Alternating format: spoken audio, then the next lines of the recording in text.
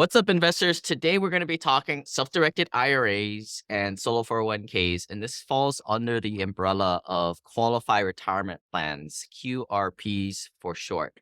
And I'll be referring to these types of so-called tax-deferred accounts. I'll refer to it all as QRPs, but we're going to dig down into a little bit more of the specifics. Today, I got a guest, Brett Snicky, who will be helping me explain this type of stuff. For that, we have a big set of referral base. And if, for example, attorneys, accountants, this is not tax or legal advice here. If you guys do need a referral, feel free to reach out to the team. But we've brought on an expert today to dive into this topic. But Brett, thanks for coming on, man. Appreciate it. Why don't you give us a little bit background on your own personal story? My grandfather was a real estate investor. My dad is currently and has been for many years since I can remember a real estate investor as well. And I started buying rental properties, just single family homes back in the mid 2000s. Part of this is me telling people to be careful when they're investing because I believe you make your money on the purchase, right? So if you buy poorly, it's going to suffer throughout. And needless to say, in the 2000s leading up to 2008, 2009, I bought poorly in a lot of ways. And I say that and because I don't want people to make the same mistakes. So just crunch the numbers. Lane's an expert, obviously, on the due diligence, especially when it comes to syndications. But from my perspective, if you are going to invest in real estate, just make sure that the numbers make sense from the outgo and that you're not betting on appreciation. Fast forward to 2014, I got my real estate license, left my W 2 job in the dust, thought I was going to make a ton of money in real estate with my real estate license, and the people were going to be lining up outside my door, banging the door down to buy or sell.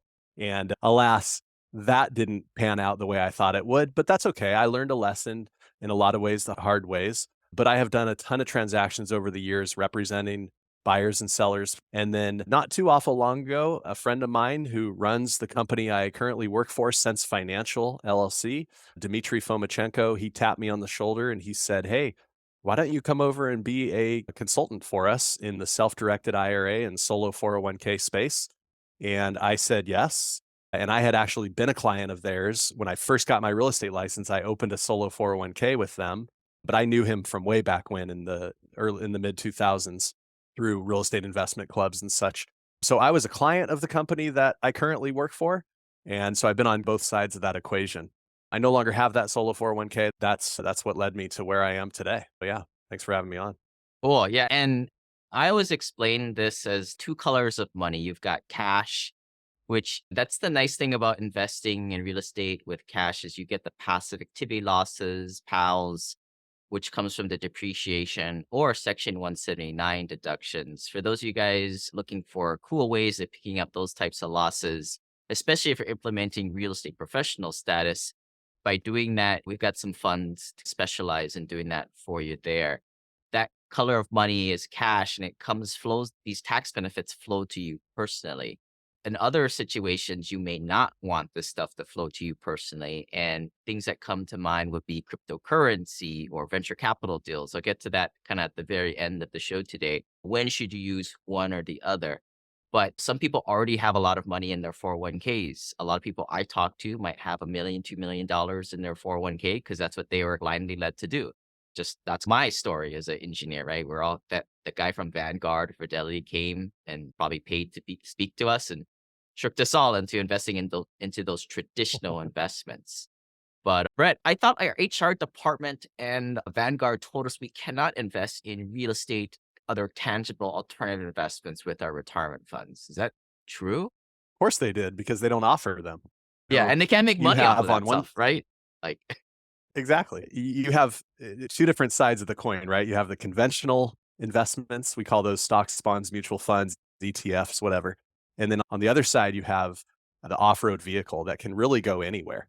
And not only can you invest in alternative assets with an IRA or 401k, collectibles and life insurance policies are the only two categories of investments the IRS says, no, you can't do. And that's because people probably took advantage of buying like Bugattis or something with their IRAs and then using them for personal use. So they said no more collectibles, but you can still invest in stocks, bonds, and mutual funds if you want. You can stay diversified if that's what you want to call it between the two different asset classes, or any asset class and then conventional investments as well. It doesn't have to be one or the other.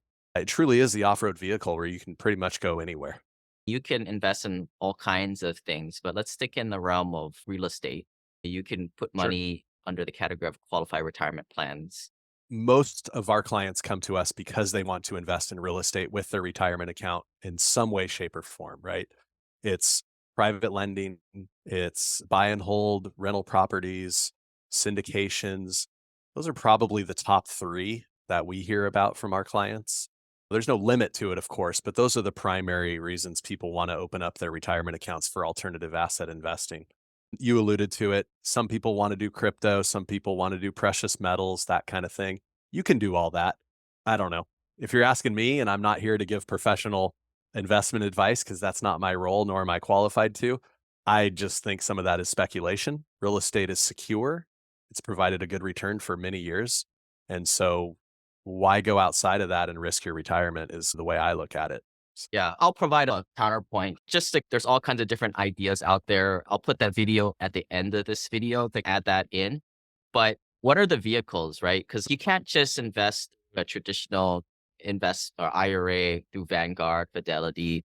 Some of these guys say they have a so-called self-directed option, but that's just a BS marketing term for you to self-direct in their garbage investments. But what are people looking for and what are the options for them to get it out there? And what's the process? Yeah, good questions. We offer the niche of self-directed retirement accounts. Then within that niche, we offer two products. We offer a self-directed IRA, and then we offer a solo 401k. Now, get even nichier past that, all of our plans come with what's called checkbook control. So with an IRA, an LLC is created. This is a special purpose LLC designed to be owned by the IRA. You, as the client, are the manager of that special purpose LLC. With a solo 401k, it's the same idea, but it's a trust. So you're the trustee. Now, essentially, you're the trustee on both of those, but the LLC and the trust give you checkbook control over your retirement account. So the plan documents are created, the LLC or trust is created, you're the trustee, you're the manager, and you can make your own investment decisions without having to go through the custodian for those investments or transactions to be made. We don't offer that because we think checkbook control is easier and better in a lot of ways, but you can have a full custodial account. The downside is when you're doing an investment or a transaction, even if you own a rental property and you're going to have to pay a plumber to do some work at the house, you have to go through the custodian every time you pay somebody or every time you do a transaction. With checkbook control, you just have a checking account. You have a checkbook, you have a debit card, you have online bill pay. You can just do it like you would pay your own personal bills. You just have to keep track of it and not commingle your personal funds with that situation. And so the process, it takes about 4 days for a solo 401k, and it takes about 4 weeks for an IRA LLC, which is the short term for a checkbook IRA is IRA LLC. Yeah. So let me break this down. I think most of the investors who are familiar with the solo 401k understand that comes with checkbook control because it is set up with a trust structure and there's really no other custodian involved in that. But I think there might be a misconception, and I think you said it, but I just want to reiterate it for everybody. The self-directed IRA option, there is no custodian that you got to ask mom and dad for permission or to bless your documents every time. You've got kind of full checkbook control there. Yeah, with our plans, you do. And don't misunderstand me. There is still a custodian. You can't, per IRS law or guidelines, not have a custodian. But the checkbook control allows you to bypass them when you're performing transactions, whether they're investments or paying contractors or whatever. So this is coming from like the operator, general partner perspective here, folks. So we've got almost 1,000 investors that invested with us in the past. I feel like we have at least 100 people. Maybe it's not the majority, but it's a sizable minority of the investors that will use an account like this to get their QRP money working. Most of them are not doing this checkbook control. And how I know this, because they and us have to go through a lot of brain damage to deal with these custodians because the custodians just it's a pain and it's heavy fees too, what I notice. And it just and it just it almost it's a real pain. Let me just tell you guys that. If you're working with the wrong custodian out there, And there's a couple on our blacklist that would like, we'll just tell the guy, dude, you guys got to reach out to a better self-directed IRA custodian or do a checkbook control on your own. But just put that out there.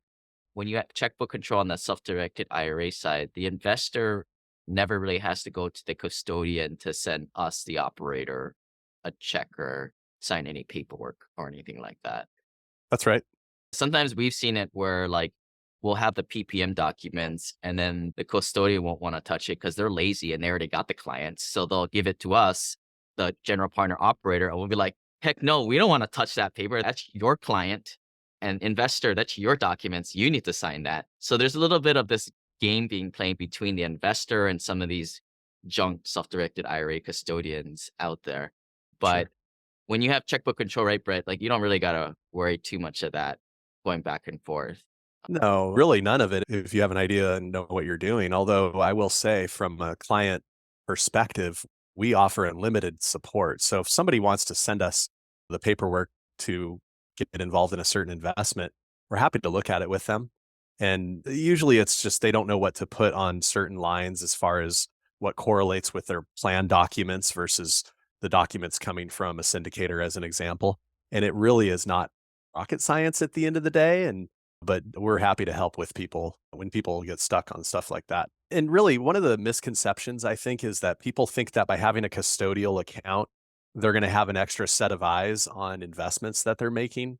At the end of the day, they still have a fiduciary responsibility to their retirement account to make investments that are wise and not prohibited transactions. The custodian, if they get wind of it possibly being a prohibited transaction or investing with a disqualified party, they should and could say something, but they're not going to be able to tell you, hey, this is a good idea to invest in this or not. We don't do that either. We're not qualified to give investment advice, but I just don't want people to think that just because they have a custodian that they have to go through, that it's an extra set of eyes on everything, because it's really not. They're doing what they're told for the most part by the client. That's where some investors think because they hear these fancy terms like custodian that there's a second set of eyes. Absolutely not. You need to do your own due diligence, and nobody is helping you in doing this. Nobody in their right mind would spend the time to do this. Family offices do this, and they spend hundreds of $1,000s to put them on payroll.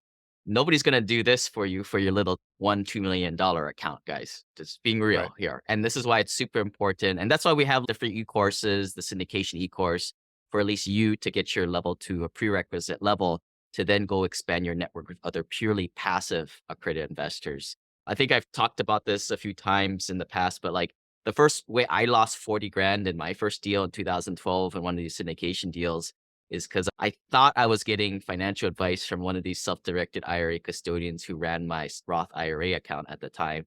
And turns out the guy was probably just drinking beers with the convention with another random operator out there and just happened to connect us via email.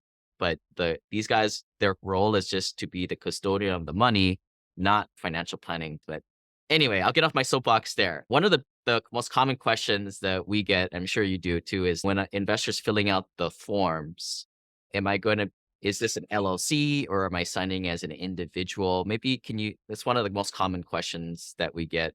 Maybe knock that one out real quick. Sure. Yeah. If you have an IRA LLC, the LLC is the purchaser, the owner of everything.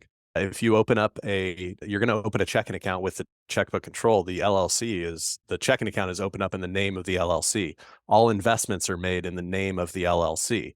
You're signing on behalf of the LLC because a human has to sign it, but everything is in the name of the LLC. If you buy a rental property, a single family home, you're buying that property, the title is taken in the name of the LLC. What we'll tell our folks, and again, we don't, we tell everybody we're not giving you any tax or legal advice here, is if you have an EIN, then typically you're signing on behalf of a LLC and put the EIN down.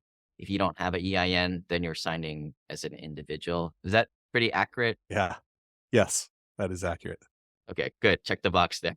No, I mean, that what you just brought up is definitely the most common one. I can't think of any right now other than that. And then going back, you said there's two different types, the solo 401k, self-directed IRA. Can you make both of those Roth, non-Roth too? Is that sort of an Mhm. option, both sides? Great question. So first off, the solo 401k is a superior product in a lot of ways, but it comes with some requirements, right? So for the solo 401k, you have to be self-employed and no W-2 employees other than a spouse. It is possible to have a partnership situation and you're not married to the other person and you can still qualify for a solo 401k. Both partners can contribute to it from that perspective, but no outside W-2 employees that work more than 500 hours a year, 500 or more. So it's 10 hours a week. It's not much. And you can qualify, right? Legitimate self-employment activity. So to get to the Roth and traditional question, the solo 401k comes with a Roth component built in. So you have the sponsoring business, which is your self-employment activity. And then that business sponsors the solo 401k. The trust is created. You can make pre-tax contributions or after-tax Roth contributions, either way. Okay. You can roll over into from another qualified retirement account from a former employer 401k, a TSP, SEP IRA, 403b. There's really no limit other than Roth IRA. That's the only one that can't be rolled over into a solo 401k. So you can start Roth contributions. You can do a Roth conversion. I think it's better to, if they can, because obviously there's no taxes on the distributions at retirement. And so Roth, traditional, built into the solo 401k. Not so with the self-directed IRA. It's either a pre-tax self-directed IRA or it's Roth IRA. You can have both, but it's two separate sets of plans. It's two LLCs. It's two different things. Okay. So that's how that works. Yeah. Actually, you can go Roth 401k to solo 401k. You just can't go Roth IRA to solo 401k. Okay. It is what it is, guys. Sorry. But yeah, this kind of opens things up that people might have a old IRA, or old 401k, and they might want to roll this over to get it into real alternative investments or get it into other investments where you start to convert it into cash flow in the long term. Of course, a lot of permutation commutations, but I would suggest check out our old coaching calls on that. Going back to one of the hangups some people have, I feel like the solo 401ks are superior than the self-directed. Roth IRAs just always seem to be having case law and law kind of change on it. There was a big thing 2 or 3 years ago when they were threatening and saying, we're going to take these self-directed Roth away from you guys unless you do a $20,000 appraisal on your assets, which is just ridiculous. Because it falls under a different set of ERISA laws, the solo 401k option just seems to be a little bit more immune to that one, which is why I generally will opt people more towards that side. Of course, you got to talk with your custodian who offers both of them to get what's really best for you. But one of the big hangups is you need to have that business. But where you are in this camp on which one is better if somebody has some QRP money to roll over. If they're self-employed or they can become self-employed, the solo 401k is better in every way, shape, or form from my perspective. The contribution limits are literally 10 times higher, up to $69,000 versus $7,000. There is catch up on that if you're over 50, 8,000 instead of 7,000, an additional 7,500 on the solo 401k side. So it's significantly more. And so the contribution limits are higher. When you are holding real estate with leverage, you're going to have UBIT tax on the leveraged real estate, the portion of the real estate that has leverage on it in the IRA. You will not have that in the solo 401k. You could still have UBIT tax in the solo 401k, but that's if you're trying to run a business in it. Some of that business income can be subject to UBIT tax. That's the same for the IRA and the self-directed IRA and 401k. The 401k comes with a participant loan option. You can borrow up to $50,000 or 50%, whichever is less, for any purpose at all. So that's a bank that will never turn you down. Those are probably the major benefits to it that I just listed off there as bullet points. All right. So I'm going to put you on the spot, Brett. We get a lot of questions on this, like the solo 401k. All right, you need a business. So where's that fine line in terms of, you see a lot of different cases out there. If I am just a real estate investor, entrepreneur, does that count me as a business? Maybe I should sell some life insurance on the side, or kind of what's your kind of thoughts on this? Or is it? Sure. Yeah, good question. And whenever we get to in our webinars, the portion of qualifying for a solo 401k, and we talk about that quote unquote legitimate self-employment activity that the IRS likes to use, it's important to understand this is not a hobby. This can't be, I bought $1,000 worth of photography equipment And every once in a while, I do photos for friends and family, and maybe I'll do a wedding here or there, but I'm really not making any money on it. It's just for fun. That's not a legitimate business. To answer your question about being a real estate investor, passive income, Schedule E income is also not an active business. You have to have actual earned business, okay, or earned income. Economy, you can go drive for Uber, you can do DoorDash, you can do consulting on the side. Everybody has some kind of life experience. If they wanted to start a consulting company, they could, and they can become self employed. A lot of our clients are already real estate investors. Okay. They already have single family homes. And by the way, let me back up all the way to your point that you did make at the beginning of this. And that is there are reasons to own real estate personally in outside of a retirement account, and there are reasons to own real estate inside of a retirement account. I don't think there's not really a this is better answer. I think you do a little bit of both, to be honest, because like you said earlier, the tax benefits trickle down to your personal situation when you personally own the real estate. Not so in the retirement account. There is no taxes. So there's no 1031 exchanges. There's no depreciation, recapture tax if you sell something, or depreciation for that matter. It just goes into and out of the retirement account. And if it's Roth, obviously there's no taxes at the end. So it's even better. So when people are already real estate investors, a lot of our clients are already managing their own properties. They're not getting paid for it. They're taking the passive income from the rents. Maybe they're living off of that and they don't have another W 2 job, or they do have another W 2 job. What we advise is that they talk to their CPA or tax professional about forming a company.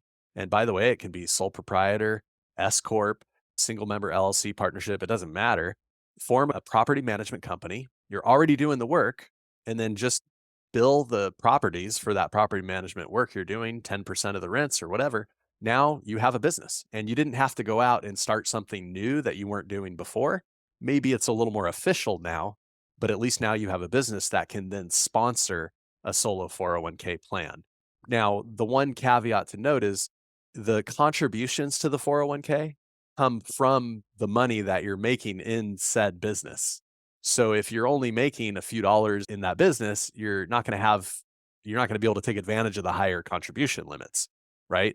Although you just have to have the intent of starting the business. So if I am not self-employed and I am interested in a solo 401k and I'm committed to starting a business, let's call it a flipping real estate business, but I don't have anything under contract. I don't have a business yet, but I'm going to, and I'm committed to making it work. I could order some business cards. I could maybe start doing some pay-per-click or direct mail, whatever you want to do to start to try and get leads, but I don't have any money coming in. Okay, that's enough to start a solo 401k because you have a sponsoring business. Your intent is to make money in that business. Now, you got to follow through with starting the business and going through with it because you don't want your solo 401k to be invalid. But just because you don't make money this month or next month or even this year doesn't mean that you don't have a business. The IRS understands that businesses are going to have up years and down years and that sort of thing. And so that's enough to get started with a solo 401k. Does that make sense? And another idea that came to mind, I think the question, I already have a property management company. What I would say, who cares? Just add another one on or call yourself an asset management company. We've got like dentists doing this with their own, they'll play property manager and pay themselves the rent and do it that way. That's been the real Exactly. estate operation world. But this kind of goes with even a bigger, maybe this is getting off topic, but I'm a big proponent to everybody between under $5 million net worth to have some type of side gig where not only does it satisfy the whole ikigai concept of doing what you want to monetize it a little bit and just for fun, but if you're able to flow your family expenses, a good portion of it through these business expenses, then you're able to damper the tax burden. And this is another idea too. Like a lot of people are looking for ways to justify real estate professional status. Like to me, this is what I find fun. And this is what I do these days is create the situation, the tax situation, and just, shoot us an email, team@wealthelevator.com, and maybe we'll get you scheduled for an anonymous coaching call that we'll put on the future podcasts here. This is the way that people need to be thinking outside the box with these solutions. And a solo 401k, and I'll be honest with you, I don't have this stuff anymore. I got rid of it, but this stuff makes a lot of sense. I talk a lot about this concept of core capital getting to $3, $4 million net worth. To me, you need to invest cash to get the tax benefits. But after that point, your immediate family can't really spend the money. It's more legacy capital. And that's where people have seen my talk about the three wealth buckets. You want to fill up your today cash flow first. That's the core capital. And the second bucket is your QRP, such as what we're talking about today. I'm kicking myself that I got rid of mines back then, but that was how I aggressively grew my net worth. But when in the next decade or two or a few years, I don't know how long I'm gonna live. I ain't gonna probably spend that money. And it would be nice to have it in one of these QRP types of structures. That gets a little bit more into the advanced stuff that we talk about in the mastermind. And I talk about it in the new book, The Wealth Elevator. But I think now we're definitely getting in more in the advanced stage here, Brett. And but the first thing is to get these things set up, and then maneuver. Once you have the pieces set up, you maneuver and create your entire portfolio here. Yeah, just on that whole topic you just were talking about, there's no limit to the amount of IRA to IRA transfers you can do. There's no limit to the amount of rollovers you can do from a 401k to an IRA or the other way around. So if you want to start self-directing and you're not self-employed, you can do a self-directed IRA. Anybody can qualify for that. And then if later down the road you become self-employed, you can switch it to a solo 401k. That's not a taxable event. The only thing that can't move over is the Roth, but you can move over the pre-tax to a solo 401k and back the other direction. I just wanted to put that out there that the IRS doesn't have any limits on the amount of rollovers or transfers that you could do. Yeah. And one gotcha I wanted you to cover, because I'm not as versed in it, is this prohibited transaction rules. Like you maybe talk a little bit about that. It's a little gotcha for people. Sure. Yeah. So there's two things on that. There's disqualified people and prohibited transactions. So, and they go hand in hand. Disqualified people, think about a vertical line, right? So it's you, your spouse, your children, your grandchildren, your children and their spouses, actually, and then your parents and your grandparents are disqualified people. So we can't have, we can't benefit from anything that the retirement account owns. So, for example, if I own a rental property in Florida, I can't go stay there. I'm a disqualified person. Okay. My wife can't go stay there. My mom can't go stay there. My brother could, my aunt could, my friend could, but not the vertical line of family.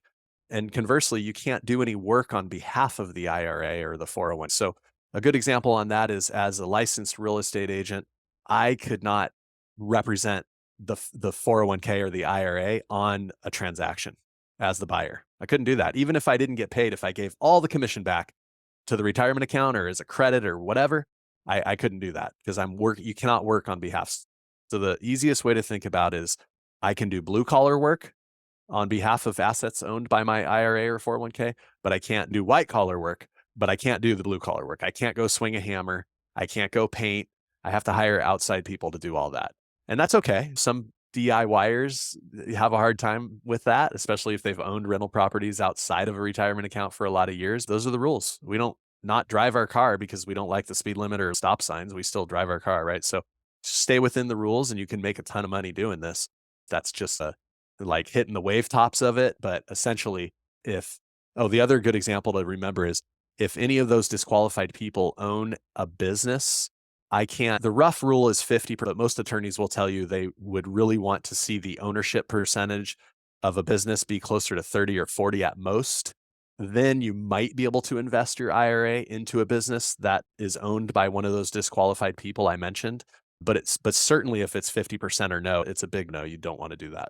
Yeah, I like that blue collar, white collar thing. That's the first time I've heard of that. I'm gonna have to talk with my attorney or accountant on that one because I'll co-sign on the debt on a lot of my deals, and I wonder if that qualifies me because I'm not picking up a hammer. There is maybe that may be in the more the white collar type of effort, but that only pertains selfishly to me. But dovetailing off that disqualified persons, and this is really getting to more the advanced part and I'm just mentioning some of these ideas here for people to like, hey, this is the 101 here.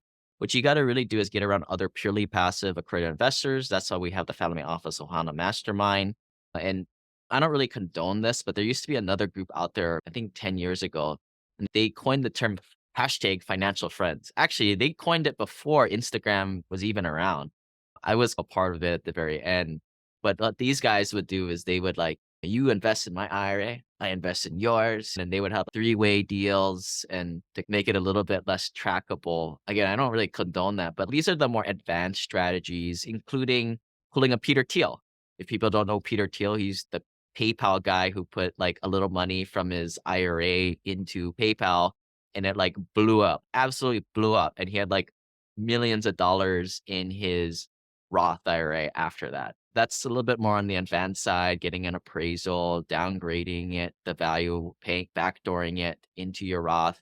But without these accounts set up, you don't really have the tools to pull off these more advanced strategies. Sure. Yeah. By the way, Peter Thiel has over 5 billion with a B in his Roth IRA, from what I've heard, which is just wild. So, Wow. Wow. yeah. And Mitt Romney he's another Yeah. bad boy. Crazy. Crazy. Yeah, sure. So easiest way to reach me is by email, Brett, BRET at sense, SENSE, financial.com. And then that same website, sensefinancial.com, has a ton of resources if you guys want to check out what we do. We're happy to jump on a complimentary consultation and talk through your situation. No pressure at all, just educational, and see what happens. Yeah. So if you guys are looking for other CPA, other vendors out there, reach out to team at thewealthelevator.com. But or before we close out this session, I'm going to add on a session at the end of this. We've been getting outside of the world of real estate. Ideally, you try to invest the color cash. But when you have investments such as life settlements, cryptocurrency, venture capital deals where there's no tax benefits, this is where these types of QRPs really line up because you shelter the taxes there. And maybe for alternative coins, venture capital are very asymmetric plays, which really line up for these QRP plans. So I'm going to play that now for you guys to learn more about that. But thanks for jumping on, Brett. Appreciate it. And if you guys need any help with My this, pleasure. let us know. Thanks, Lane. Take care. Very common investor question. Questions that need answering. Should I be using cash or my qualified retirement plan money to invest in real estate that gives us tax benefits and depreciation? Or when I use my different types of money for different types of investments, like my cryptocurrency or high yielding venture capital types of deals? I'm also going to be going into higher level portfolio management using cash for getting cash flow today. And what I'm going to coin the term is like legacy money for those QRP money into the future. Now, of course, before we get going, we're talking about self-directed IRAs and solo 401ks here, not the garden variety that you'll see with your typical broker that you're with. Those guys, they want to keep the money locked in with them. And that's why on this channel, we talk a lot about investing outside of Wall Street where we get better returns. This is the world of alternative investments. Let's get into the answer here. With real estate, you have a lot of times, especially if you're on the equity side, you have a share of the depreciation. And that's one of the big reasons why we like real estate so much. When you invest cash, you get those depreciation passive losses on your personal taxes. But when you're investing in something outside of real estate, call it a venture capital or life settlement, stocks, bond, mutual funds, another one would be like crypto. No tax benefits in any of these types of things. Ideally, you want to use a self-directed IRA, a Roth IRA, solo 401k, or QRPs or qualified retirement plan money. There are advantages of using these types of accounts, especially for these types of asset classes. So make sure you use the right vehicles for the right type of investment. The other thing, it's not 100% absolute, but just another consideration is use these QRP accounts for high volatility or more asymmetric type of investments. Again, the good example that keeps coming up is like cryptocurrencies. Whereas investments that yield them cash flow are typically not as asymmetric. These are like apartment deals, value add deals, and deals that obviously give them tax benefits are like the two things I'm pointing out here. So even if an investor only does like real estate projects, for example, what they want to do is they want to look at their portfolio and assets of which are the more asymmetric type of projects here. And just in the real estate world, a development will be more on the asymmetric side. So they may earmark if they have 20% of their money, the color of QRP money, specifically in a self-directed Roth IRA. They may opt to invest out of that vehicle than their cash. Because another thing is, especially developments, they're more of a long-term play. There's no cash flow in the interim. And that way you can have that money compound within that tax sheltered QRP. Developments, there are tax benefits in developments because you're an equity holder, but you don't get that front loaded. You have to wait till the asset is put into service, makes $1 of income, and then you can depreciate the asset, which typically happens around the second or third year in. The other thing that people will use in their QRPs is more on the speculative side. I think that it's a similar term as asymmetric, and it has the ability to just absolutely maybe 2x, 4x, 5x plus. And it's nice to have it in your QRP. And if you want a good example of this, Peter Thiel, famous guy, he started PayPal and he put his self-directed IRA money, I think it was Roth actually, and that thing grew like many multiples. And then, of course, everybody's all pissed off because it's like, how did this guy have like millions and millions of dollars in his Roth IRA? Of course, that's when you really look at all the politicians and all these. Mitt Romney has like billions of dollars in his Roth IRA. These are the types of strategies that these people are doing. I fear you're underestimating the sneakiness, sir. The bucket theory, where fill up your cash flow today bucket with $15,000 to $50,000 a monthly cash flow first, then go fill up these self-directed IRAs, Roth, Solo 401ks, defined benefit plans, or QRPs after. Unfortunately, we all have it wrong where we fill up the second bucket first, and then we never get to retirement or financial freedom, which is the first bucket. This is that whole idea reimagined. We'll take a look at on this left side, right? So in this chart, your age is, as it expands, basically your core capital, or another way of saying it is your passive cash flow number is steadily going down, right? Because you're getting older. Typically, the consuming years, especially if you have kids, you're paying for college, that kind of is the peak of it. Then it just goes down from there as you find much more simpler life, and the money that you have expands on the legacy capital side. So you can see this as the core capital. Think of that as bucket one. And then as you expand, that bucket one spills over to the legacy because you don't really need it. You can't really spend it. Here's another way of putting it: the hierarchy of objectives. The lifestyle spending, that's that core capital down there. Think of that as your burn rate. In the coaching calls, when I ask people like, hey, how much does your family spend? For a lot of you folks, I would say, $8,000 to $15,000 a month is typically what you guys burn. So everything on top of that is what you invest in any investments. But this is more like once you have a nest egg of $2-3 million net worth and above, you need to start to think in terms of, hey, what is it that I really need? What kind of a cash flow stream do I really need? $15,000? All right, great. Everything else is gravy on top of it, or this light blue color, and it's going to go to them. Now, I think most people, they want to give their children and grandchildren money. I would probably argue giving them more than $1 million per person might be more of a disadvantage than anything. Specifically speaking, you spoil them at that point. But say you gave them $2 million each. After that, it's really surplus capital here. And this is where some people, if they have enough, they'll start new ventures. They'll put multiple 6-7 figures to charity. And this is your wine budget right here. But you want to start to put this light color blue into this second category of vehicle investments, which is the yellow bucket, which is these QRPs here. If you follow what I'm putting here, it makes sense to fill up these QRPs after you get your oxygen mask on here and have 15 plus of monthly cash flow first, because you invest cash, you get the tax benefits of investing the cash now to lower and manipulate your adjusted gross income how you want. Once you hit that threshold, call it typically $3-4 million net worth, that's when you start to fill up that second bucket and go after this other things here. Wow.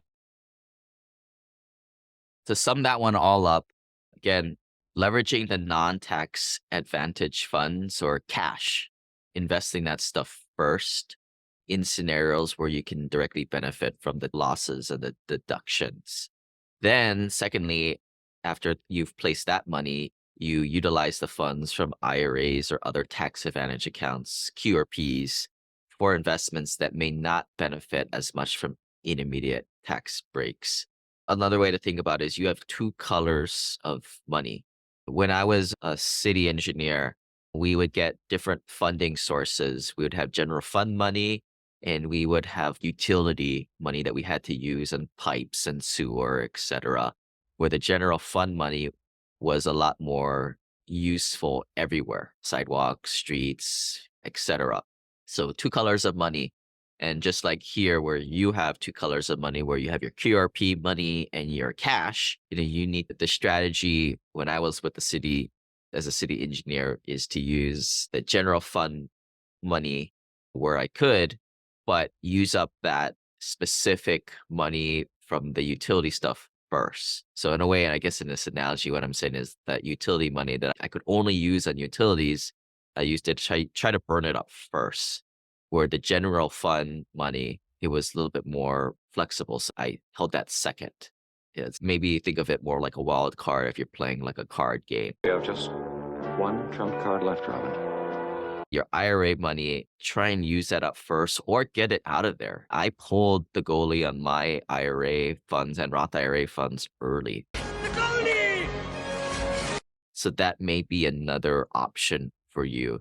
That really gets more technical, and everybody's got their own specific type of situation. You may be in a high tax bracket.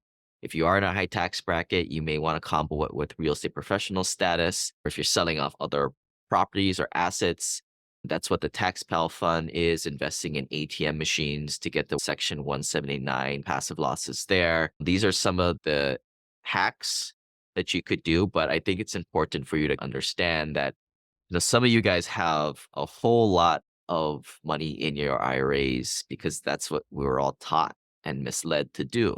So you may have $2 million in your IRAs, 401ks, and barely anything in your cash pocket other than the $500,000 locked up in equity through a HELOC. So this is where, if you've seen talks in the past, you have two places to go get the cash. And once you burn through the HELOC money, then you've got to take money from the IRAs. And depending on where your net worth is, you may not have that critical mass amount, right? Especially if you're under $2 million net worth, then you may have to start deploying the QRP accounts to cash to get it effectively moved that way. So you get the tax benefits that way because your income is high. Again, so many permutations, commutations. I would suggest checking out the coaching calls.